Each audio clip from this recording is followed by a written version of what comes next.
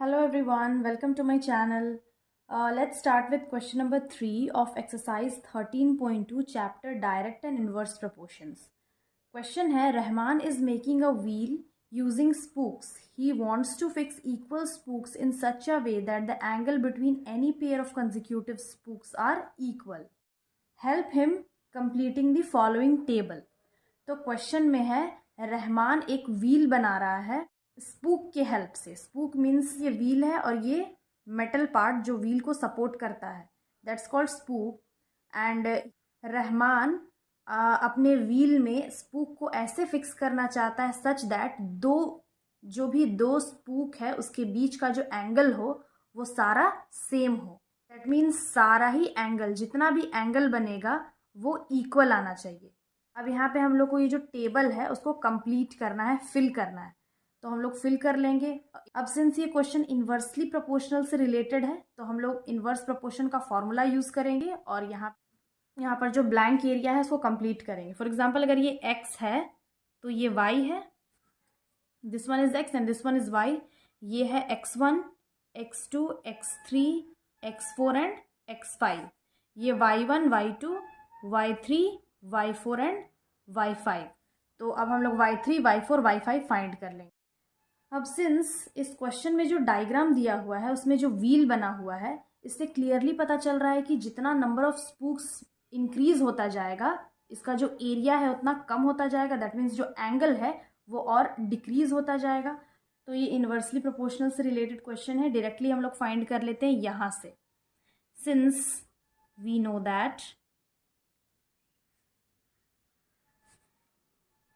x1 by x2 is equal to y2 by y1, ये formula है inversely proportional का.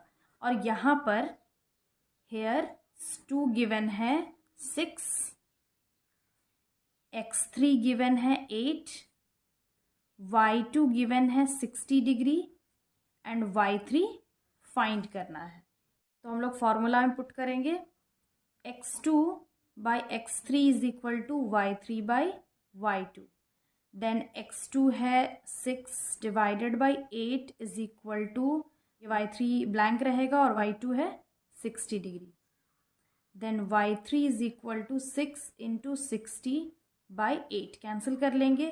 2 4 ज़ा, 2 3 ज़ा, 2 1 ज़ा, 2 1 ज़ा एंड 2 15. तो ये आ गया 3 इंटू 15.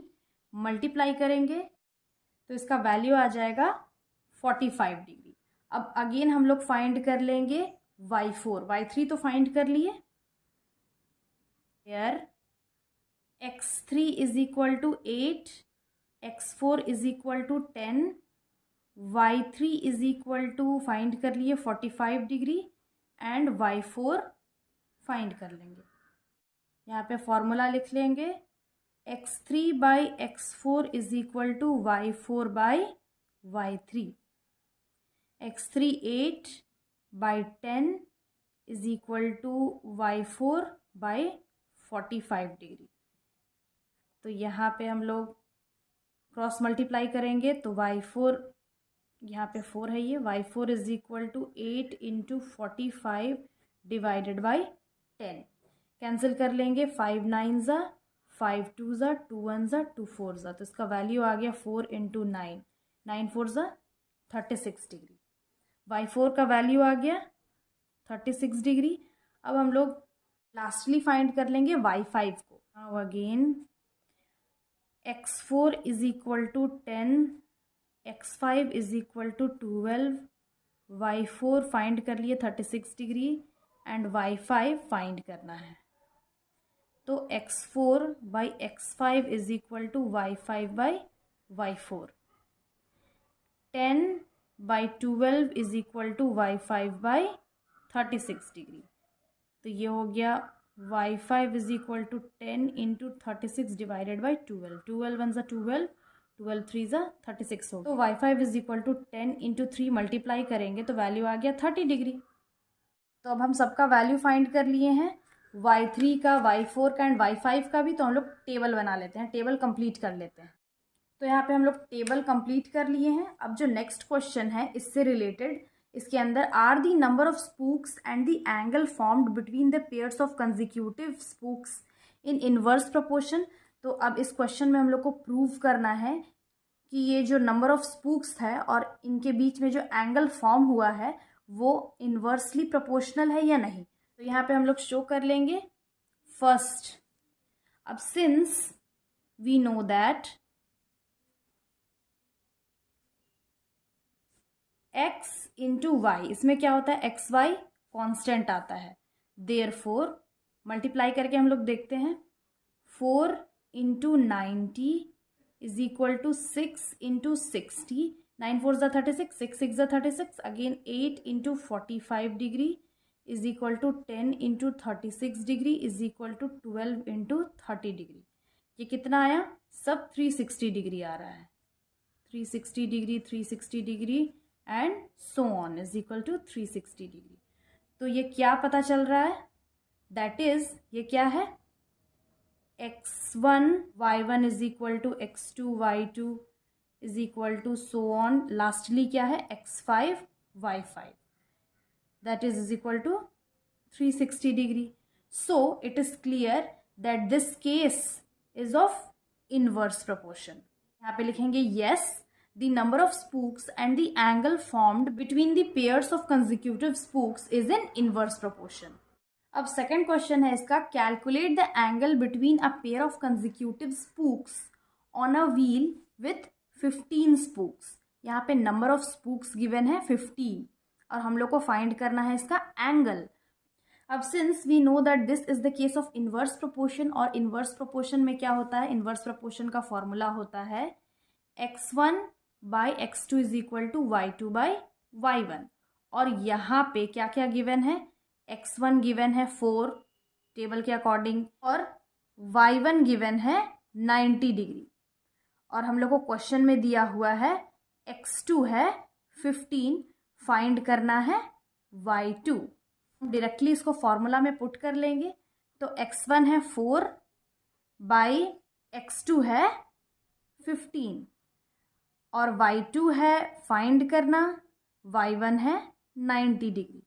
तो y2 इज इक्वल टू हम लोग लिख सकते हैं 4 इंटू 90 डिवाइडेड बाई 15, डिवाइड कर लेंगे तो 3 5 ज़ा 15, 3 3 ज़ा 9, ये हो गया 5 1 ज़ा 5 6 ज़ा 30, तो ये हो गया 4 इंटू 6, 4 6 ज़ा 24, तो ये आ गया 24 डिग्री। यहाँ पे हम लोग स्टेटमेंट लिख लेंगे, hence the angle between the pair of consecutive spokes on a wheel with 15 spokes is 24 degree।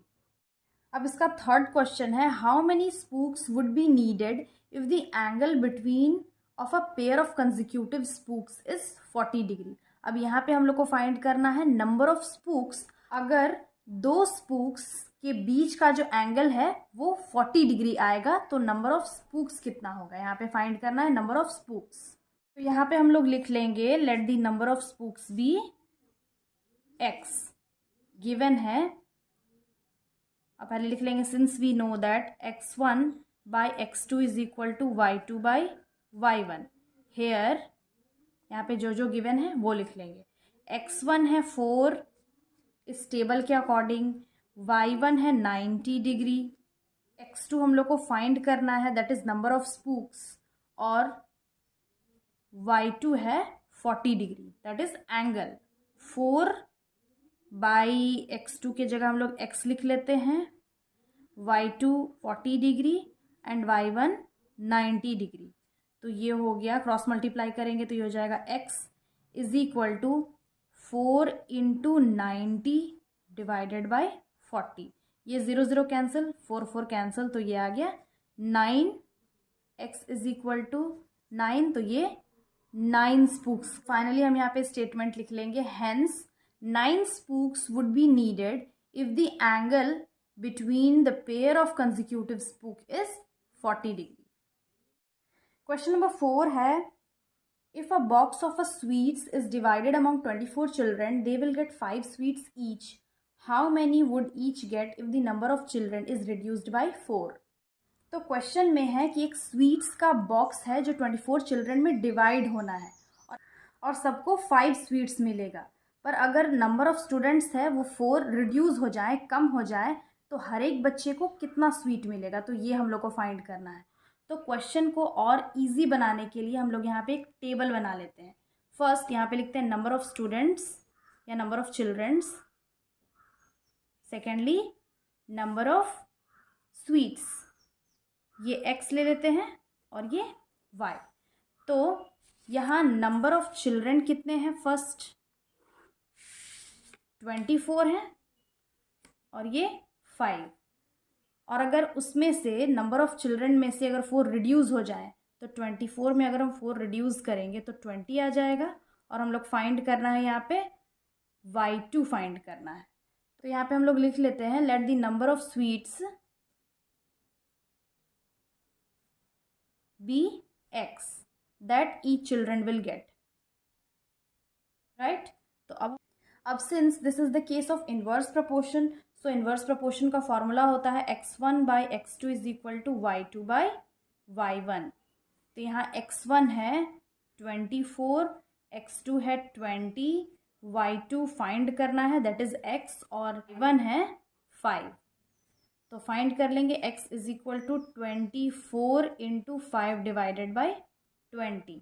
Divide कर लेंगे 5 1 ज़ा 5 4 ज़ा, तो इसका वैल्यू आ गया। यहाँ पे और कैंसिल कर लेंगे 4 1 ज़ा 4 6 ज़ा 24। तो नंबर ऑफ स्वीट्स क्या आ गया 6। तो फाइनली यहाँ पे स्टेटमेंट लिख लेंगे hence each children will get 6 sweets if the number of children is reduced by 4। Next question है question number 6। A contractor estimates that 3 person could rewire Jasminder's house in 4 days। If he uses 4 persons instead of 3, how long should they take to complete the job. अब question में है कि एक contractor है जो estimate करता है कि 3 लोग मिल के जसमिंदर के हाउस को 4 दिन में कंप्लीट कर सकते हैं। तो अगर उस काम को करने के लिए 4 आदमी लगा दिए जाए तो कितना टाइम लगेगा या फिर कितना नंबर ऑफ डेज लगेगा जॉब को कंप्लीट करने के लिए। तो इसमें भी पहले हम लोग टेबल बना लेंगे। तो सबसे यहाँ पे लिखेंगे नंबर ऑफ पर्सन्स और नंबर ऑफ डेज। तो ये x ले लेते हैं और ये y। नंबर ऑफ पर्सन पहले 3 है तो कितना टाइम लग रहा है 4 days।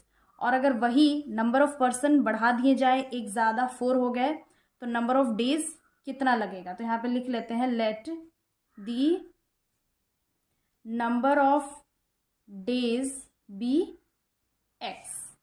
तो since we know that x1 by x2 is equal to y2 by y1 होता है।